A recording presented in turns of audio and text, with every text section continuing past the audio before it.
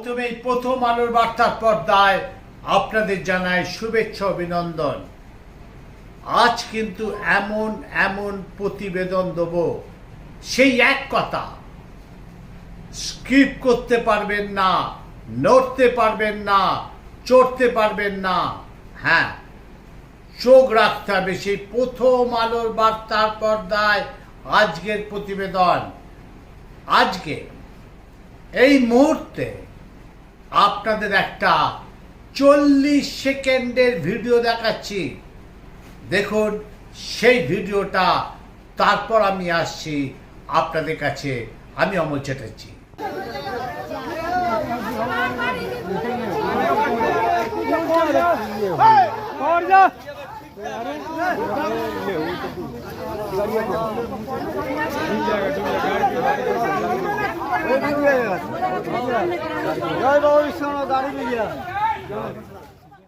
যেটা দেখালাম দেখলেন যে কয়েকদিন আগে বিশ্বকর্মা পুজো গেছে, হাওড়া শিবপুরে গঙ্গার ঘাটে একটা লরিতে করে সেখানে সেই ছেলেরা বিশ্বকর্মা প্রতিমা ভাসান দিতে এসেছিল। সাধারণত গাড়ি পেছন দিক করে আসে যেখানে ভাসান দিতে সুবিধে হয়, কিন্তু জলের স্রোত এত বেশি ছিল, সরাসরি দেখুন সেই গঙ্গায় জলের স্রোত এত বেশি ছিল, সে প্রতিমা নিরঞ্জনের সাথে একটা বড় লরি বিসর্জন হয়ে গেল গঙ্গায়। অবাক কাণ্ড। দেখুন সরাসরি প্রথম আলোর বার্তার পর্দায় একটা জল জ্যান্ত একটা চালু বড় গাড়ি, তার উপর বিশ্বকর্মা ঠাকুর আছে। সেই বিশ্বকর্মা প্রতিমাকে ভাসান দিতে গিয়ে সেই লরি এবং বিশ্বকর্মা প্রতিমা গঙ্গায় নিরঞ্জন হয়ে গেল। সরাসরি দেখুন আমাদের পর্দায়। মা আসছে, গা ভাসছে। হ্যাঁ, এবারে দুর্গা পুজোয় মা আসছে, গা ভাসছে। সরাসরি দেখুন একদম পাঁশকুড়ায় মুখ্যমন্ত্রী মমতা বন্দ্যোপাধ্যায় আজ নতুন করে জল ছেড়েছে ডিভিসি। এই অভিযোগ করলেন, দ্রুত এলাকা খালি করার নির্দেশ দিয়েছে জেলা শাসককে মুখ্যমন্ত্রী। তিনি বললেন যাদের ফসল নষ্ট হয়েছে তাদের শস্য বীমার টাকা দেওয়া হবে। মমতা বন্দ্যোপাধ্যায় পরিকল্পিত বন্যার জন্য দেয় ডিভিসি। ঝাড়খণ্ডকে বাঁচাতে পরিকল্পিতভাবে বাংলাকে ডোবাচ্ছে মুখ্যমন্ত্রী, এই অভিযোগ করলেন কেন্দ্রের বিরুদ্ধে। সরাসরি দেখুন আমাদের প্রথম আলোর বার্তার পর্দায় সেই পাঁশকুড়ায় আমাদের প্রতিনিধি গেছিল, সেখানে মুখ্যমন্ত্রী কি বললেন, সেই জলে অর্ধেকটা ডুবে মুখ্যমন্ত্রী সেই জলে নেমেছিলেন, বন্যার জলে। সেখান থেকে তিনি কি বললেন সরাসরি শুনুন আমাদের প্রথম আলোর বার্তার পর্দায়। এবং পাঁশকুড়া এই অঞ্চল, এই দিকে সব এদিকে জলটাকে দেখাও কিভাবে জল যাচ্ছে। এক্ষুনি শুধু তোমরাও ডুবে যাবে, এক্ষুনি সরে যেতে হবে। এইটা কালকে রাত্রে এই জলটা আবার ছেড়েছে, নতুন করে ছেড়েছে এই জলটা। আজ দুটো পর্যন্ত উদয়নারায়ণপুর, আমতা, পাঁশকুড়া অনেক জায়গা আমরা কন্ট্রোল করলো, এই জায়গাগুলো ডুবে যাবে। আমি বলবো ডিএমকে এক্ষুনি এখান থেকে লোক শিফট করাতে। দুই হচ্ছে যাদের কাঁচা বাড়ি ভেঙে গেছে তাদের লিস্টটা মধ্যে দিতে। তিন হচ্ছে যাদের জমি নষ্ট হয়ে গেছে, শস্য নষ্ট হয়ে গেছে, সরো জলটা দেখতে দাও, জলে ডুবে যাবে এক্ষুনি। কৃষি জমি যাদের আছে বা শস্য আছে তারা চিন্তা করবেন না, তারা শস্য বীমার টাকা পাবেন, শস্য বীমার টাকা। আপনারা যতদিন বাড়ি ফিরতে না পারবেন সরকার রিলিফ দেবে, আপনাদের যা সাহায্য করার করবে।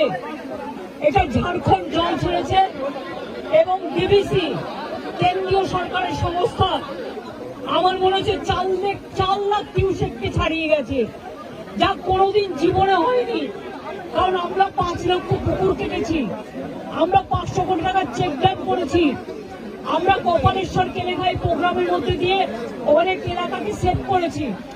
ঘাটাল মাস্টারঘাট প্ল্যান যেটা পড়ে আছে 10 বছর ধরে, সেটাও আমরা ডিপিআর তৈরি করছি, আগামী 2 বছরের মধ্যে করে দেবো।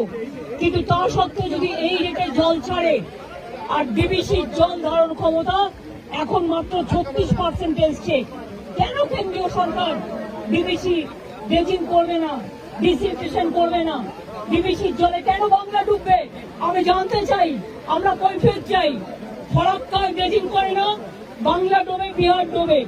আর ডিবিসি ড্রেজিং করে না, বাংলা ডোবে, বাংলায় জল ছেড়ে দিয়ে ঝাড়খণ্ডকে সেফ রাখে। এটা তো ঠিক নয়। বাংলা একটা নৌকার মতো, আর সব জল নেপালে বৃষ্টি হলে উত্তরবঙ্গে ঢুকবে, ভুটানে বৃষ্টি হলে জলপাইগুড়িতে ঢুকবে, আলিপুরদুয়ারে ঢুকবে, কুচবিহারে ঢুকবে, নর্থ বেঙ্গলে ঢুকবে। আর মালদার ওদিকে গঙ্গার ইরোশন মুর্শিদাবাদে, আর দক্ষিণবঙ্গ ডুবছে ডিবিসির জলে। এবং আমি যা শুনেছি কাল রাতে জলের ওপর আবার জল ছেড়েছে। এই জায়গাগুলো ভেজা ছিল না, অনেকটা দূরে ছিল, আমাকে এসপি বললেন, ডিএম বললেন এটা এক্ষুনি হয়েছে। এবং দেখুন এক্ষুনির মধ্যে এতটা ডুবে গেছে। আমি সবাইকে বলবো জলে ঝুঁকি নেবেন না, জল আর আগুনে ঝুঁকি নেবেন না। অন্তত 2 দিন একটু সেফ প্লেসে থাকুন, তারপরে জলটা বেরিয়ে গেলে তারপরে আপনার আস্তে আস্তে বাড়ি যাওয়ার মতো পরিস্থিতি থাকলে তখন বাড়িতে যান। আর আমি অ্যাডমিনিস্ট্রেশনকে বলবো যা যা রিলিফ দেওয়ার, কোনো যেন রিলিফে অভাব না হয়। প্রত্যেকটা পরিবারকে দেখে নেবেন, আপনাদের কাছে সবকিছু দেওয়া আছে, কেউ যেন অসুবিধায় না পড়ে। আমি মিদনাপুর পশ্চিম, হুগলি, হাওড়া এবং হাওড়া যাবো আমি এবার, মেদিনীপুর পূর্ব ঘুরে যা দেখলাম তাতে আমি সত্যি শঙ্কিত। ডিবিসির সাথে আমরা ফার্দার কোনো সম্পর্ক রাখবো কিনা আমাদের সন্দেহ আছে। আমি সব সম্পর্ক কাট আপ করে দেবো যদি মানুষকে এইভাবে ডোবায়। আবার ছেড়েছে, মানে পুরো চক্রান্ত, মানে এটা পূর্ব পরিকল্পিত এবং এটা পরিকল্পিত বন্যা। এটা আমাদের বৃষ্টির জলে বন্যা নয়, বৃষ্টি হয়েছে 3-4 দিন, কিন্তু এটা ম্যান মেড প্ল্যান। আমি আবার আপনাদের বলছি, আমি এখানে যারা আছেন এই দেখুন কতটা ভরে গেল আপনারা থাকতে থাকতে।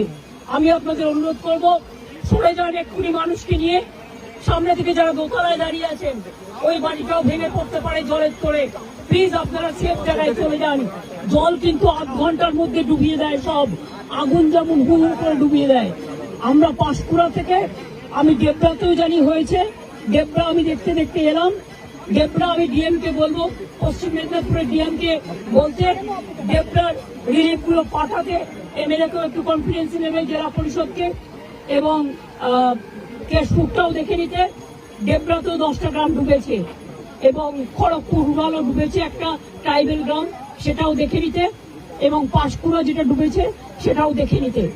কোন রকম যাতে লোকে না বলতে পারে যে আমি রিলিফ পাইনি। আমি কিন্তু ডাইরেক্ট ডিএম দের দায়িত্ব দেব এবং এসপিদের এটা দেখার জন্য। খরচা করুন, মানুষকে দিন, তাতে যা লাগবে কোনো অসুবিধা হবে না। আমি এখন যাচ্ছি উদয়নারায়ণপুর আমটাকে অ্যালার্ট করতে, কারণ ওখানকার অবস্থা খুব খারাপ। আপনারা যেতে পারেন, একদম গায়ের জন্য করছে না। আমি তো 10 বছর ধরে ফাইট করছি, আজকে আমি 13 বছর ধরে দেখছি।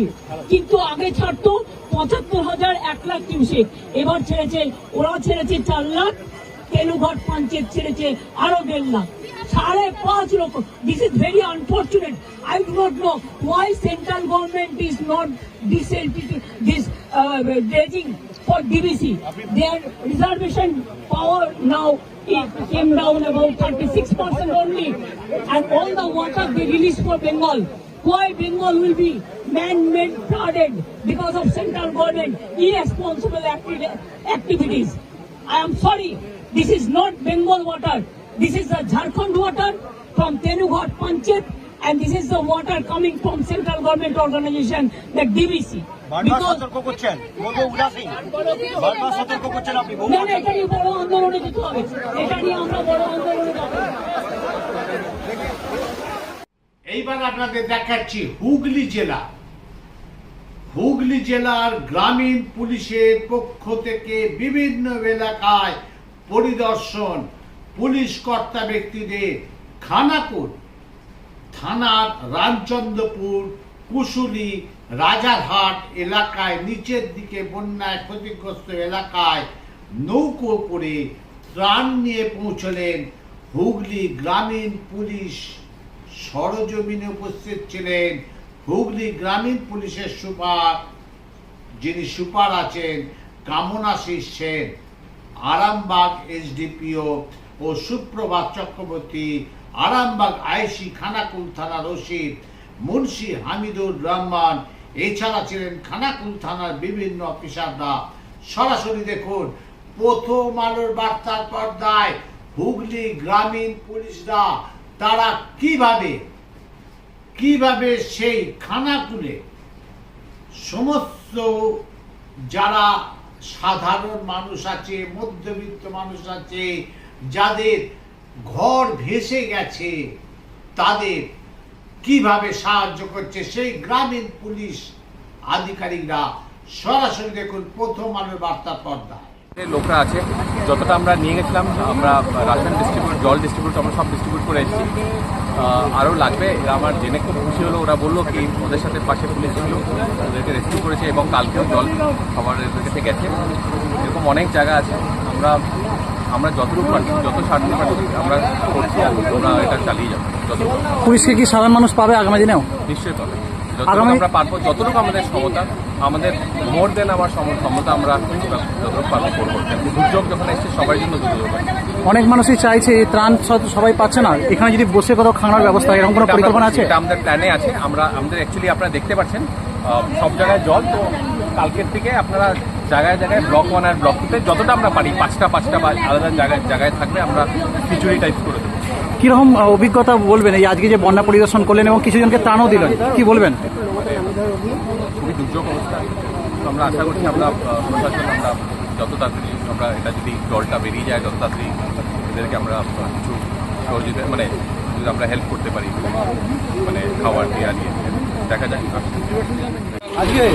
আজকে বিডিও স্যাররা আসছিল, তো দিয়ে গেছে, আবার আগেও আসবে বলেছে, তো এখনো পর্যন্ত কেউ আসে না, ডিএমও আসে না। তো দেখা যাক, আমরা সাহায্যের জন্য বসে আছি। সবই তো আমাদের বাড়ি ধরে দূর আছে, সব রাস্তায় দাঁড়িয়ে আছি, সব ফ্যামিলি সব রাস্তায় আছে। আসার জন্য অনুরোধ করতে বলবো, এখানে দেখার জন্য বলবো, কি সাহায্যের জন্য বলবো। আমরা কাকে বলবেন? ডিএমকে বলবো আসলে, নাহলে কাকে বলবো? এখানে কাকে পাবো? সাধারণ মানুষকে বলবো? সবার কাছে এখন পয়সার অভাব, কাকে চাইবো? একটা দোকানে জিনিস আনতে গেলে কেউ ধার দেয় না। হ্যাঁ, অবশ্যই আসার প্রয়োজন আছে। কার আসার প্রয়োজন আছে? ডুবে গেছে, মধ্যাহ্ন স্ট্যান্ড একটুখানি গেছে 50 মিটার পর্যন্ত। কার আসার প্রয়োজন আছে? ডিএমএ আসা অবশ্যই দরকার। সেই সঙ্গে অন্য অধিকারী যত নেতা মন্ত্রী আছে সবাই আসা দরকার আছে। এখন কারা এসেছিল? এখন তো থানা থেকে আসছিল, এসপি, এসডিও, ওসি, 3 জন আসছিল। ওরা ঘুরে গেছে, রাউন্ড মেরে গেছে, বা আবার আসবে বলেছে। এসডিপি এসেছিল। আপনার নাম? রণজিৎ বেরা। এই মুহূর্তে আপনাদের একটা ব্রেকিং নিউজ দিচ্ছি। সেটা হচ্ছে বীরভূমের সভাপতি অনুব্রত মণ্ডল জামিন পাচ্ছেন আগামীকাল। হ্যাঁ, তিনি অবশ্য তাকে কয়েকটা শর্ত দেওয়া হয়েছে। এর পরের খবরে আমি আসছি। আমি অনুরোধ করব সমস্ত আইনজীবীদের, সমস্ত বার কাউন্সিলরদের, অন্তত সেই আরজি করের প্রাক্তন অধ্যক্ষ যার ডক্টর নামটা ডিলিট হয়ে গেছে, সেই দুষ্কৃতী, নৃশংস অত্যাচারী, চোর, প্লিজ প্রথম আলোর বার্তার পর্দা থেকে সমস্ত আইনজীবীদের আমরা জানাই শুভেচ্ছা, অভিনন্দন।